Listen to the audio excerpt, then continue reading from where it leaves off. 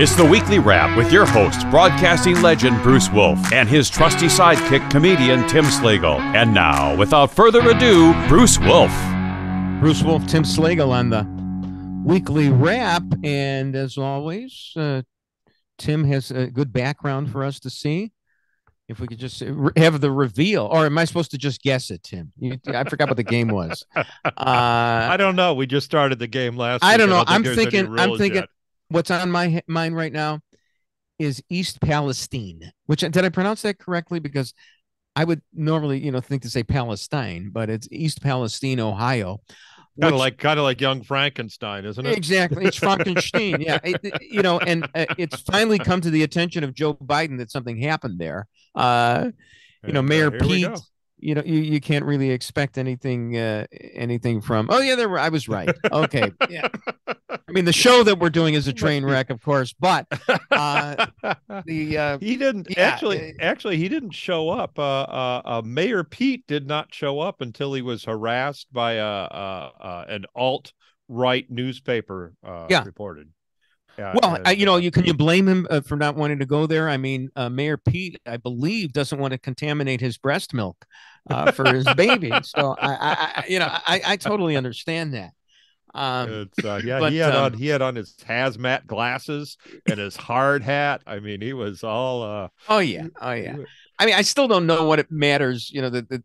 These functionaries come, to the scene, but I guess, it was important that President Bush came to the Twin Towers rubble, with the megaphone. I mean, that's important. And Rudy Giuliani, kind of a historic moment. Yeah, that was historic. I mean, but you need these politicians to come there. I mean, the most famous incident in Chicago politics is when Mayor Bilandic stayed in his vacation home in Florida during the big blizzard of 1967, and I mean that wrecked it for him, and it led directly to the election of Jane Byrne.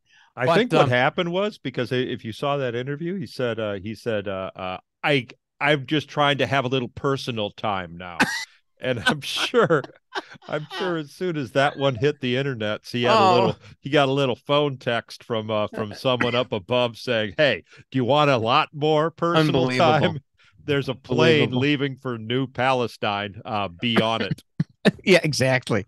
I was about to mention, Rudy Giuliani looked very good, after 9/11 as well. Now, lately, Rudy Giuliani doesn't look so good in the eyes of many. He looks good to you, of course, because you actually believe the Dominion voting machines were rigged. However, it just came out last week through redacted defense on a motion for summary judgment in the libel action brought by the Dominion Voting Machine Company, that the Fox News hosts, to wit, Tucker Carlson, Laura Ingraham, and Sean Hannity, never believed any of the claims by Sidney Powell, Rudy Giuliani, and their ilk, but yet their Fox News presented these claims by Sidney Powell, etc. I mean, Tucker Carlson, who I hate, of course, because he makes millions of dollars a year and he has 3 million viewers every night.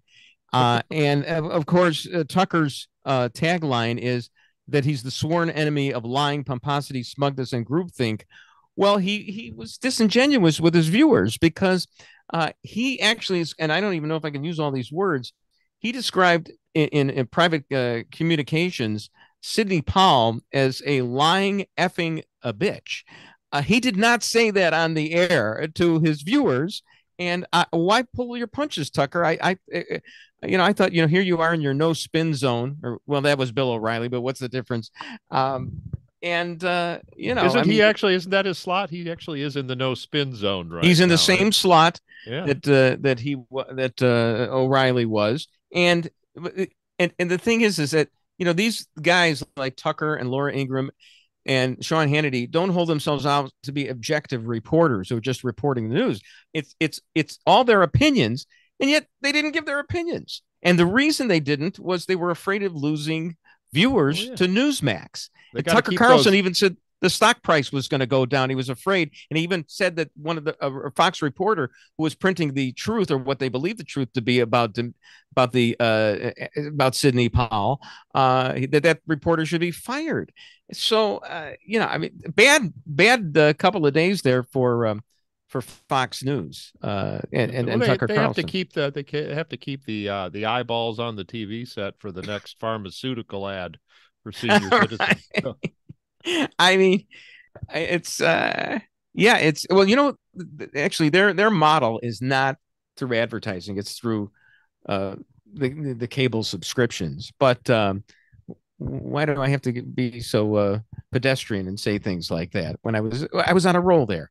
So I think that I think there is it is a good idea to question Dominion machines. I'm not no, I get it. No, I get it. And if you were a Fox News host, you'd at least be honest. I mean, I think you might be a little off your nut, but you'd be you'd be honest. No, but when they were talking about all the information was being shipped from a server in Venezuela over to Germany, where it was then transferred on USB drive to Italy, it was like, okay, no, you guys. What about those Chinese? Wasn't there a Chinese element to the whole thing, like the paper that it was on? There was another. Well, that's another one. Yeah, that's the printing of the ballots are printed in China. Yeah. So, all this was far-fetched. And I'll tell you, when those ballots were being printed in China, they were able to get a 19-inch ballot on a 19-inch sheet of paper. Not like what happened in Arizona.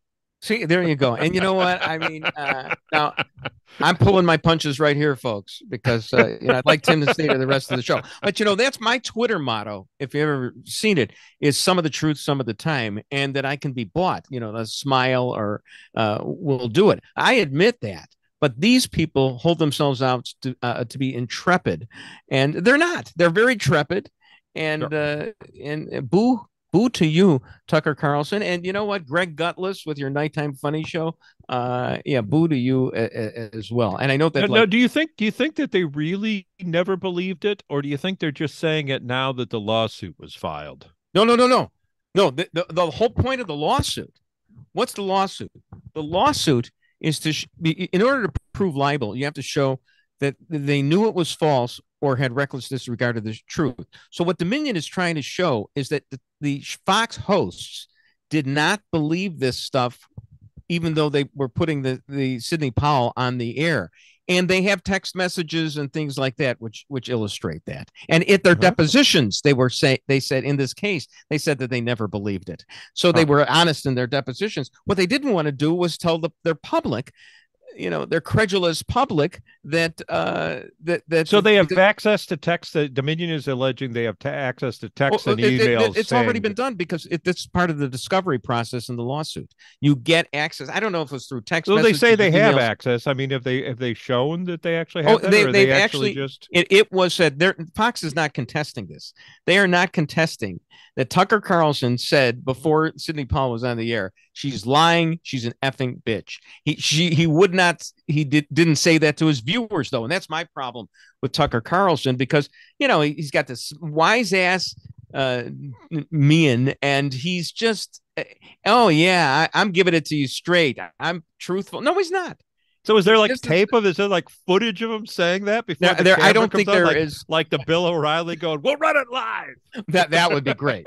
That would be great. No, I would love that. And then, of course, they have this media show on Sundays with Howie Kurtz, which he discusses all the big issues in the media in the past week. Guess which issue he did not discuss? The Fox News one. Look, I totally understand that. I mean, you've got here. Let's switch gears just for a second here. I wanted to talk about Paul Vallas. He's he turned on the Fraternal Order of Police, which has endorsed him for mayor, because Ron DeSantis was invited by the FOP to Chicago, and Vallas had to say, "Oh, I don't believe in any of those racist things that Ron DeSantis believes in," and it actually prompted my former partner, Dan Proft, who's now on WIND radio, to say, I believe he accused Vallas, said that pandering is principle with Vallas. Of course, pandering is principle to just about everybody, including WIND, which has My Pillow ads on all the time. And if you think they've ever said a bad word about Mike Lindell, you got another thing coming. Or the pillow. In addition to this, Vallas, and I think I'm in favor of Vallas for mayor of Chicago. I mean, I have no standing because I'm not a resident of the city, but is that an issue? Exactly. It wasn't an issue for Rahm to run, and it may not be an issue for Vallas either. The latest news is that apparently Vallas's Twitter account, not that he said anything racist, but he liked some racist posts apparently. But now he's saying that he disavows any liking of that, or that he didn't even do he didn't even personally like those. Maybe somebody's doing his account for him. And also, I mean, I hope Paul Vallas will disavow the fact that he did an interview on this very podcast. Yeah, I'm sure he'll disavow that last year, because I mean, how could you be nice to somebody like me? I mean, he was very complimentary, and I liked him. I mean, he's the last best hope for Chicago. I mean, do you agree with that, or do you care? Oh, yeah, absolutely. He just his plan for the schools, how to reform the schools. I mean that's kind of important, because you don't have a lot of people with kids in Chicago anymore. You get a lot of college kids coming to Chicago and moving in, and as soon as they get married and start having kids, they priced the private schools in Chicago, and they said, we could have a nice big house in the suburbs for this. Totally. I mean, I wish I lived in the city. I mean, I was born in the city. I was born in the Lawndale neighborhood, then lived on the South Side until I was like 5. Until it was time to go to school, and your parents part of the said, exodus, part of the Jewish exodus to Skokie, and we're constantly on the move, the Jews. And meanwhile, Lori Lightfoot, close with this, has apologized for telling Black people not to vote if they didn't vote for her. So, but she's I think she's clinging right now to making that runoff. That's the latest that I saw. So it's either Lori Lightfoot or the guy that the Chicago Teachers Union has bought off. It's got to be Vallas, or I'm moving even further into the suburbs. Bruce Wolf and Tim Slagle on the Weekly Wrap.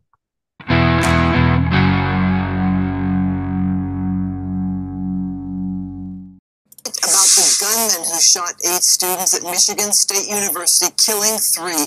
Police may have a possible motive tonight after the discovery of a handwritten note left by that suspect, Anthony McRae. A 2-page note indicates the 43-year-old felt that he was mistreated by people and businesses. Detectives say he had no connection, though, to his victims or the university. McRae died from a self-inflicted gunshot wound when police caught up with him on Monday night. Bruce Wolf, Tim Slagle on the Weekly Wrap, and I'm getting a little nervous right now because, Tim, we're about to have a legitimate guest on the show. Her name is Donna Steele, and she is a Republican in the Michigan State Legislature, and she also happens to be the sister of one Tim Slagle, and even so, she consented to be on the show. So we appreciate that. Thank you for joining us today. She's kind of the anti-Slagle. Hi. How are you doing? And I understand, and I get it that you're trying to mask yourself right now so that we can't see you. We can guarantee anonymity, even though I did identify you.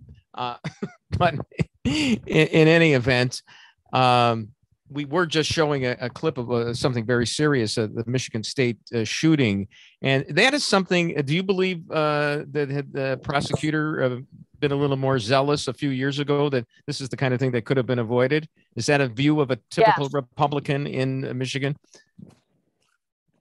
I'm sorry, what was the question? That's a good question. What was my question? No, did you I ask think that one a lot, Bruce. Did you think that the prosecutor... You must be the elected official. They always say a lot, but nothing. Sorry. That's okay. Should the prosecutor a few years ago have been more zealous, and maybe this guy would have been behind bars on some other charge, like possessing a weapon in the course of a felony or something like that? Yes, that's correct. Okay. And I don't want to misstate anything, because people always fact check me, and I don't like that. But I have to say that they let him go on a misdemeanor because he was carrying a loaded weapon without a concealed pistol license. Yeah. Well, but and of course the argument is that Oh, even the felony sentences are the same for misdemeanor. So does that make any difference? But maybe there could have been another charge he was brought up on. And the prosecutor says, well, this is what we did at the time. That was standard practice. That doesn't make it right, though. And that's why you have situations like this. Agreed. Okay, you're being rather succinct. And I understand that because you don't want to get in trouble. You'd like to get reelected, unlike your brother. I don't know how this happens in the same family. Well, he would never get elected. He could never get elected. No, he can't. Go ahead. I'm just glad that we have different last names. Exactly. And you're cloaked in anonymity on this podcast right now. But your brother, he's a stand-up comedian. He's funny. I don't expect all stand-up comedians to be liberals, although I kind of do think that they will be. I'm not a liberal myself, but he believes in all these tinfoil hat conspiracies. How does that happen in one family? I'm wondering. I believe, like your eye color, your political beliefs are hereditary. I'm convinced. Really? So are your eyes different color from Tim's? Is that it? No, my eyes are the same color, but he does wear tinfoil on his head, and I tend to go a little bit more moderate than him. Well, he would say that your eye color doesn't matter because you're looking at the world through rose-colored glasses, whereas he scrutinizes things, and he sees conspiracies that you can't quite detect. And so what is it like on Thanksgiving dinner? I'm sorry. Well, what is it like at like a Thanksgiving dinner? First of all, threshold question, do those Thanksgiving dinners even exist? Is it possible to sit down and break bread as well as a drumstick with Tim Slagle? Well, we break bread with each other, and sometimes we break bread over the top of each other's heads. So it's just.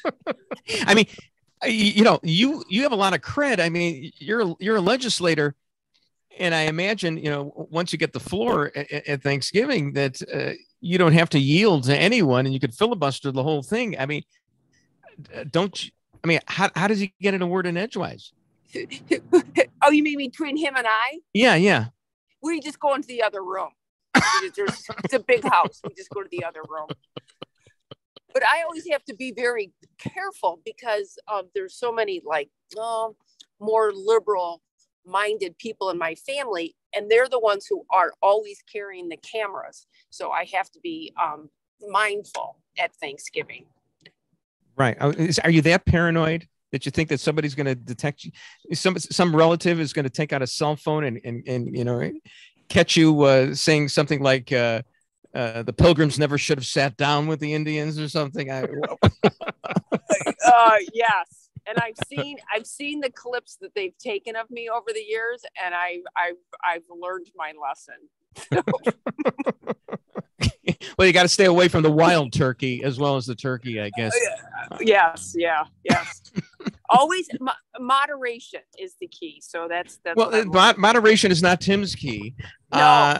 Let me ask you. Where did it go wrong for Tim? Where did he just all of a sudden? Did you notice? Was that like at birth? What was he saying things like, "Oh, this moon landing wasn't real. It was in a Hollywood studio or something"? where did it start? Do you think?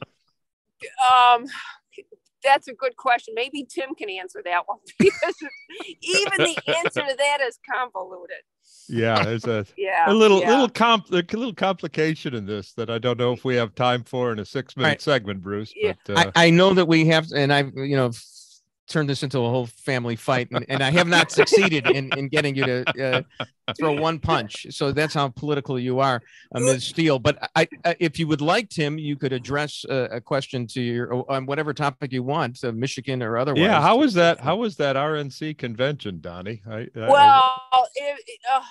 my gosh, you know what? It's trying to be like more of what they consider a more moderate Republican, dealing with a lot of people that have tinfoil on their heads, and so to try to find some happy medium didn't work. So we'll have to just. I'm hoping to get reelected on all the good works that I do versus outside help from the RNC. I'm not the national committee, it was state committee. So.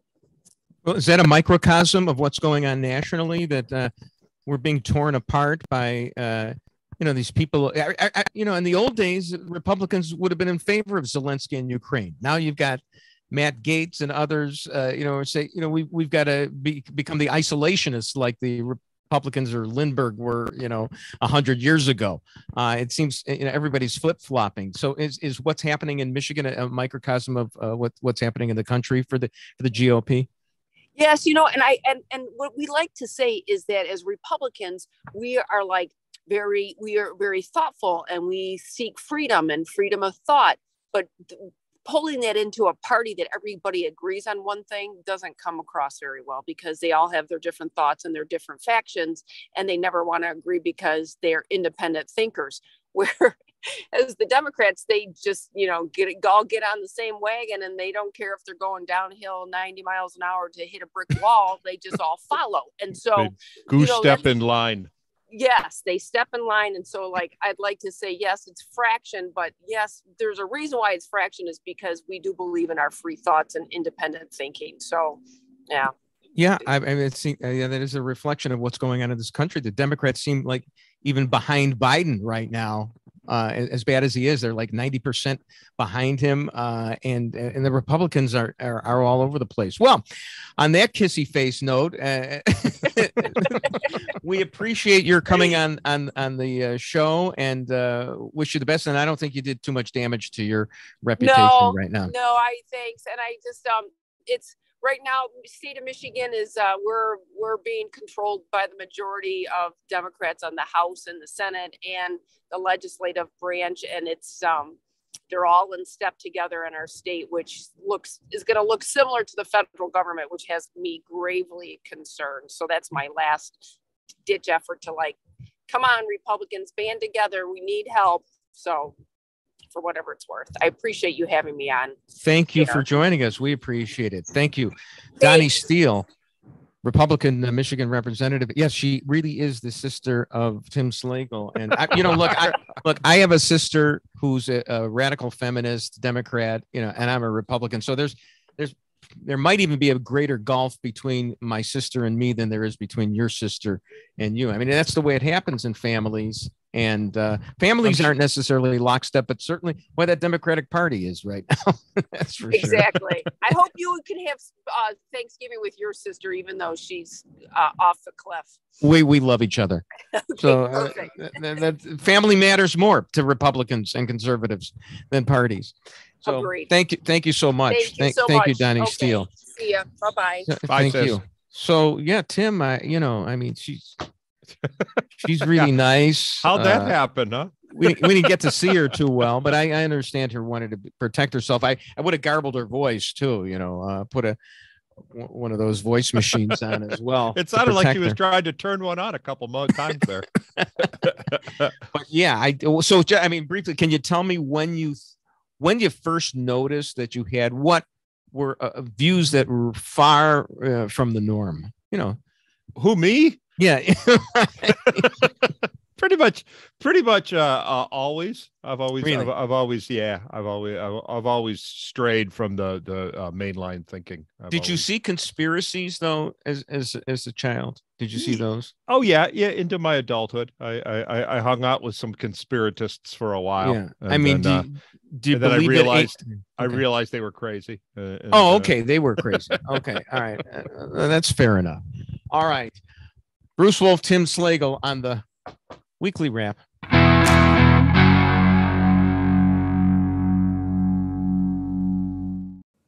People are accusing Georgia Congresswoman Marjorie Taylor Greene of banging the Civil War drums on social media. Yesterday, she tweeted, quote, "We need a national divorce. We need to separate by red states and blue states and shrink the federal government." A little later, she tweeted that, quote, "A national divorce is not the same as a civil war." But truthfully, isn't that how the Civil War started, with states seceding from the Union? I believe that's how the Civil War started. And does she know that she's living in a quasi-blue state? Because Georgia voted for Biden and 2 Democratic senators. Bruce Wolf, Tim Slagle on the Weekly Wrap. Well, little difficult to parse all that, Tim, but they're actually the gray states, weren't they? It was the gray states that lost the last one, not the first, not the gray red versus state. the blue, right? Yeah. They were blue states. The blue states won, but it was the gray states that lost. Yeah, of course, they're now considered the problem is, of course, is that those southern states were governed by the Democrats after the Civil War. That people don't want to notice that. And, there's this conceit. All the liberals in the blue states think, well, we subsidize those racist southern states, okay, the red states. But as Kevin Williamson wrote in the Dispatch this week, Mississippi was governed almost exclusively by Democrats until approximately 15 minutes ago. It's true that Mississippi has a much higher poverty rate than does, say, Oregon, but Mississippi has a lower white poverty rate than Oregon does, and Mississippi has about the same black poverty rate as Oregon does. So, Tim, I'd like you to do a little math now, and I know math is racist. How could that be possible if Mississippi is about the same or even better than Oregon? How can it be that Oregon is subsidizing Mississippi? Well, you know what the problem is that, can you guess?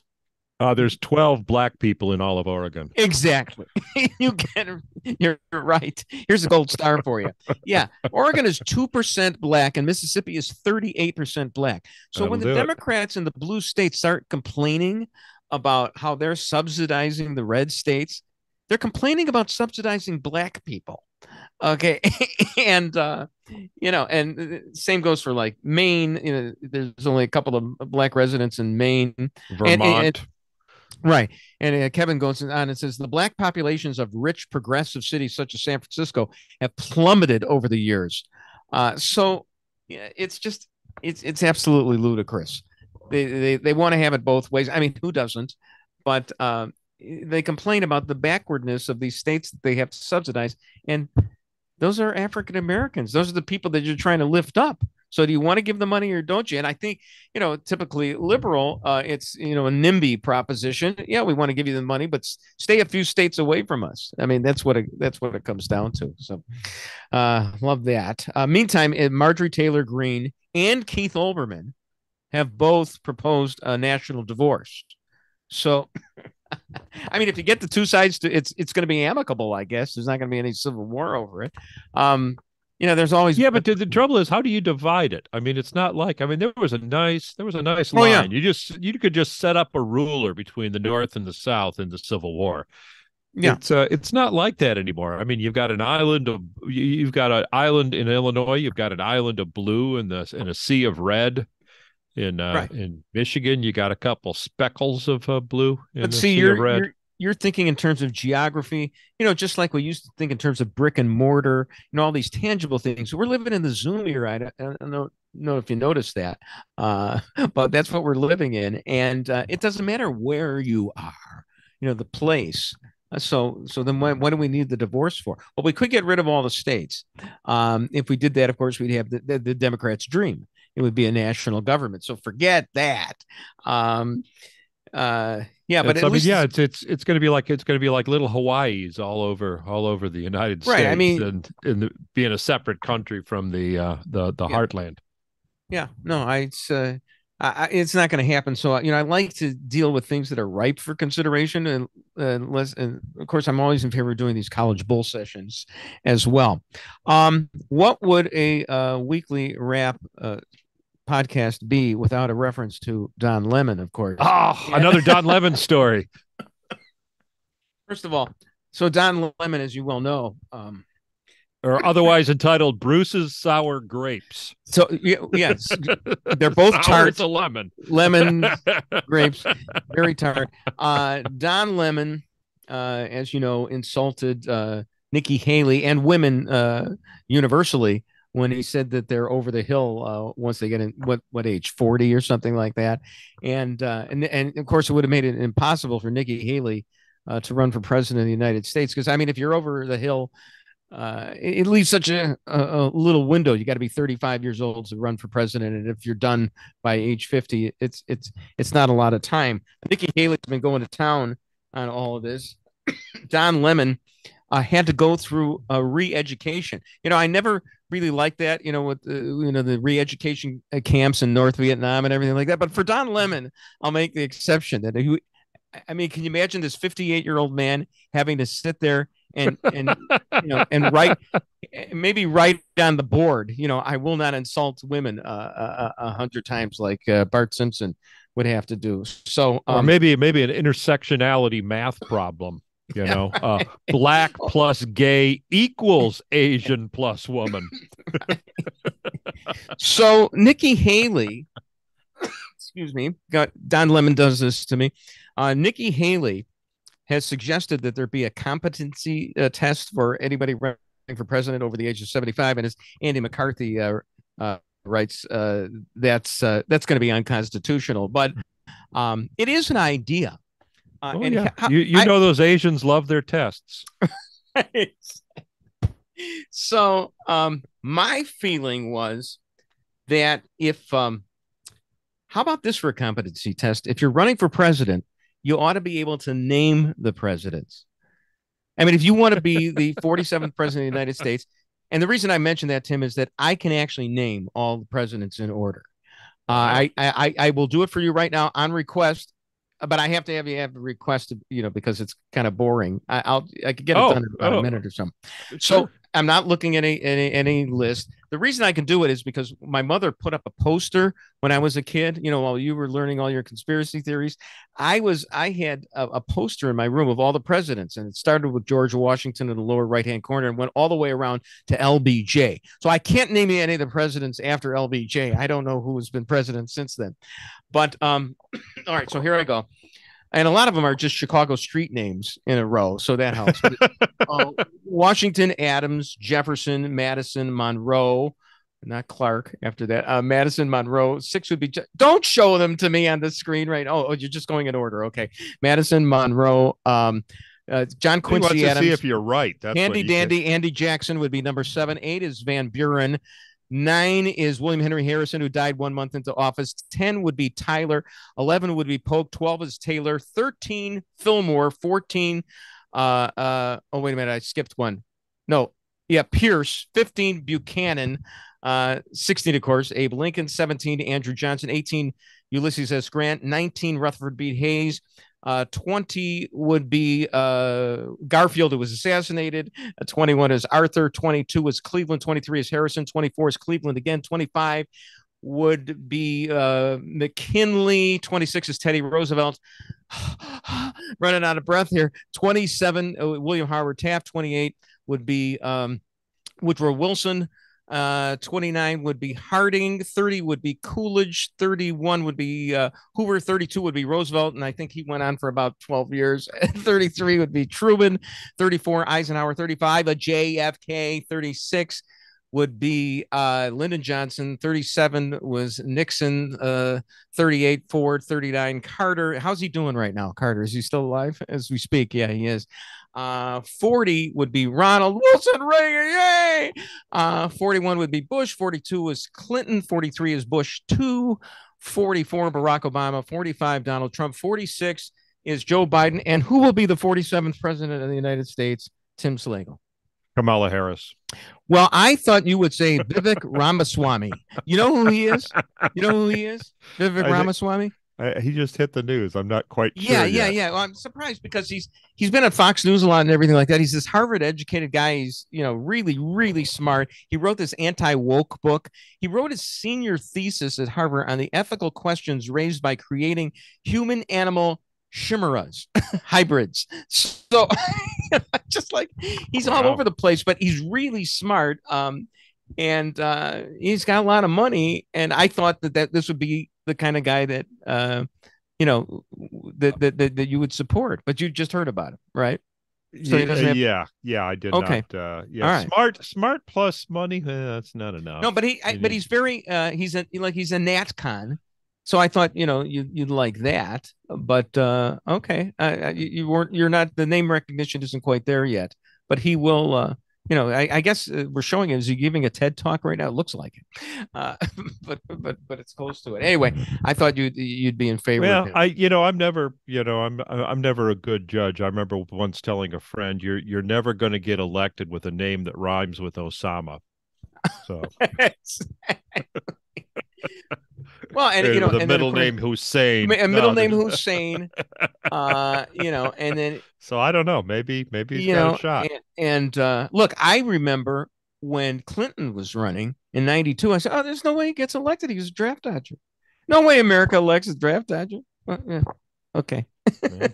So much I know. I mean, Yeah. you know, How much of America dodged the draft? I would say at least 50% of all baby boomers. it was a de facto draft dodger. I mean, I was just because if you didn't volunteer, you were a draft dodger, as far as I'm concerned. You got lucky, and that's what I did. I got lucky. All right, Bruce Wolf, Tim Slagle on the weekly wrap.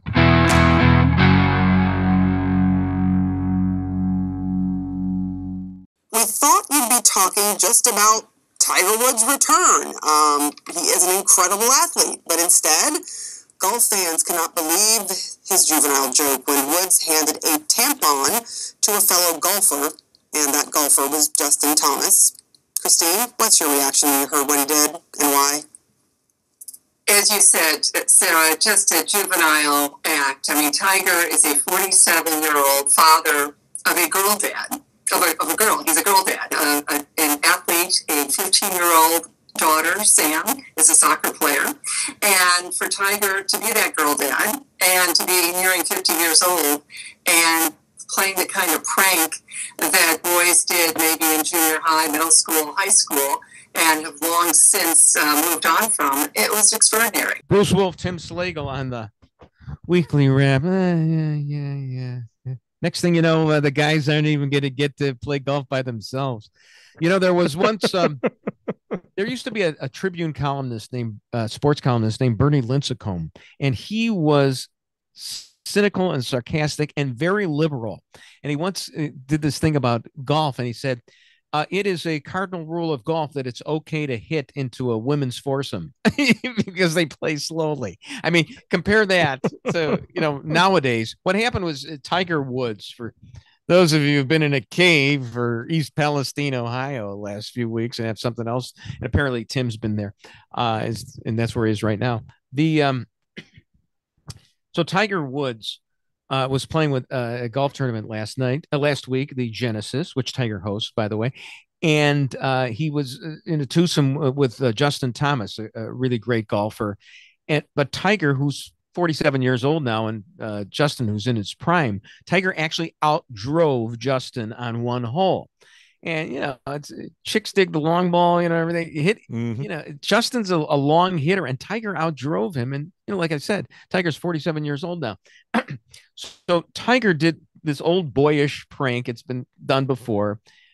He took out a tampon and gave it to Justin Thomas. And you know, people saw that. Now, and then, of course, Tiger had to apologize for this. And to Tiger's credit, he did a non-apology apology. I mean, he said, if you're offended, which is always the tip off, why are you so sensitive? I'll apologize for it. And then he also said that, well, hey, this is just between me and Justin. You know, we're old friends and everything like that. But Tiger, you don't get it. I mean, that's not an excuse. You're not allowed to have these beliefs. Yeah. You know, wait a minute. No, that's kind of an antiquated thought, though, Bruce. Yes. I mean, you're going on the assumption that only women get periods. Exactly. You're totally right. I mean, it's possible. Any woman that's offended by this, obviously is stuck in like gender binary Puritanism. Now, just to tell you, Justin Thomas is already in trouble with the the police because earlier, was it last year? I think it was. He made a terrible shot or something, and he muttered under his breath a homosexual slur. He called himself something that I can't even repeat on a podcast, and he had to apologize for that. Is it the one with the double G? Yeah. Oh boy. So stay away from those double G's. Yeah, I think the word was baggage, of course, and he's got a lot of it. So and so he's got too much of it right now. And so I mean, I think he dropped the tampon immediately. It's like, don't give that to me.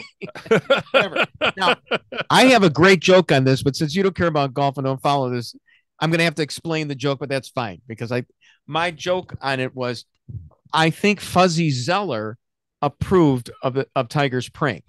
Now, let me explain the joke. Okay. So in 1997, Tiger wins the Masters. It's his first big major tournament win, and he wins it going away, and he's only 22 years old, and it's the biggest news around. It's unbelievably big. I mean, he's the first black golfer to win that major tournament. He's everybody knows he's going to be a sensation, and it was tremendous. Well, they have a thing, and the Masters is the biggest golf tournament there is, and they have every year they have a champions dinner. And every year, the winner, the prior year's winner, gets to choose the meal that is going to be served the following season. So Fuzzy Zeller, who had won the Masters a number of years earlier, said he wondered if Tiger was going to serve fried chicken and collard greens. Well, it was a joke because Fuzzy's a jokester. I mean, he's got the name Fuzzy for crying out loud. And there was a lot of hue and cry. Well, I remember that incident because I misheard Fuzzy. I thought he said, what are we going to eat? Stir-fried chicken and collard greens. So I actually thought he was making fun of the other side of Tiger's mom. Yeah. That's an even better joke. Don't trump me on this one, buddy, on the joke that I have to explain. That's a great joke. Oh, I'm sorry. Right, no, that's really good. So Fuzzy had to apologize, but now Tiger hoisted by his own petard, and we found out last week what a petard is. For those of you who want to know, go back to last week's episode. But here's Tiger, and Tiger, to his credit, back then, wasn't outraged over it. He just kind of let it go. But Fuzzy was left hanging, and he had to apologize for that. And now look how far we've progressed. We've progressed to the point where Tiger goes from victim of racial stereotypes to invoking sexist stereotypes.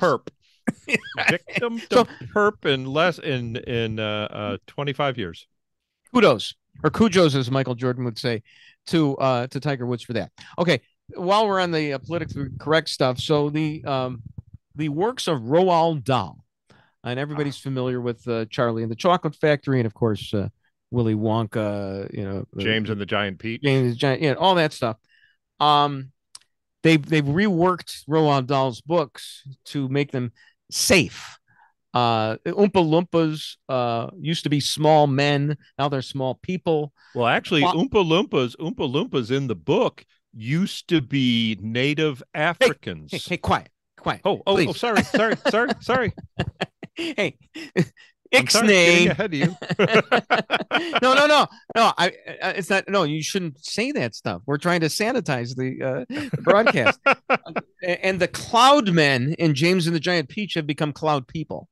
So I mean, it's just, and it seems like both Democrats and Republicans think this is ridiculous. I think everybody thinks that they've gone too far on this, and trying to clean up Roald Dahl. Well, I have what might be a scoop here because a lot of people don't know how this happened. I mean, we all know that Roald Dahl died 30 years ago, but a lot of people don't know why this might have happened. The last 2 years ago, the Roald Dahl estate was purchased by Netflix. So if you want to know who the perps are behind the censoring of the Roald Dahl books, it's the same people who gave the Obamas $13 million to produce a crappy documentary. And yet Netflix is the one that employs Chappelle too. So they want it both ways, right? So apparently. Yeah. So I was thinking, of course, to try and localize this, forget about Roald Dahl. Let's clean up Steve Dahl. Whom I used to work with.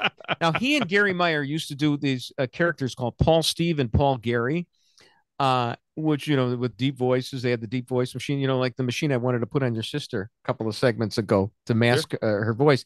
And they used to smoke cigarettes or pretend that they were smoking cigarettes. And I'm just thinking, just to clean up that bit now, they'd be eating gluten-free tofu instead of smoking cigarettes. Can't be smoking cigarettes without a warning. Totally. Steve used to have this thing. He used to say, imitate this guy, Anthony, from the neighborhood, who used to say over by dare. I think it would have to be changed to over by there at the very least. And of course, Gary had a character called Cliff Mansavage. Actually had a character who used to talk like this a little bit, and now it's time for Make Room for Daddy, brought to you by Salerno Butter Cookies, which is, of course, he was parodying an actual WGN staff announcer with a lisp, but Cliff Mansavage was this character who had a boys' home or something like that in Grundy County, Illinois. There were all kinds of aspersions cast there, and I'm thinking at the very least they should change the name of Cliff Mansavage to something pedestrian like Cliff Mercer. Anyway, so that now we cleaned up Roald Dahl and Steve Dahl, but we've got a big task here with Disney. The Hulu docuseries, the 1619 Project, apparently has put a price tag on slavery reparations for Black Americans. The final bill for U.S. taxpayers, you want to guess how much money one expert believes the final bill for reparations should be? And he's even saying that amount would let America off easy. You know what the amount is? The actual retail price? I actually used to do a bit about this. So did you? Can you give us a little shtick lock here? No, I don't think so. I mean, you're riding high.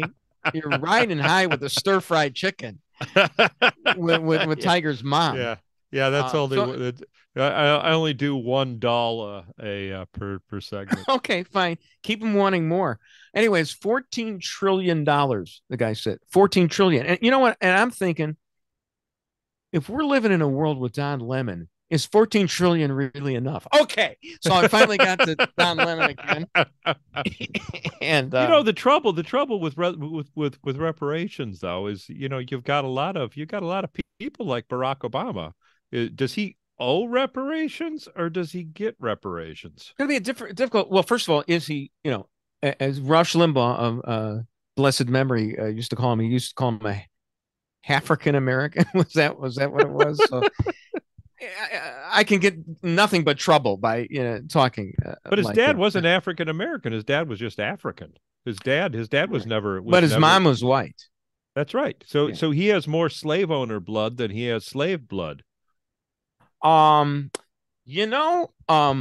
Let's leave everybody hanging. Next week, Tim does his whole bit and tells us more Tiger Woods mom jokes. And a good time had by all, and maybe he'll be at another train wreck, which is what this show, as I said, has become. Bruce Wolf, Tim Slagle on the Weekly Wrap. And that's the Weekly Wrap on radio and television. Follow Bruce at Bruce Wolf Shy on Twitter and Tim at timslagle.com. The Weekly Wrap with Bruce Wolf, a CP Pods production.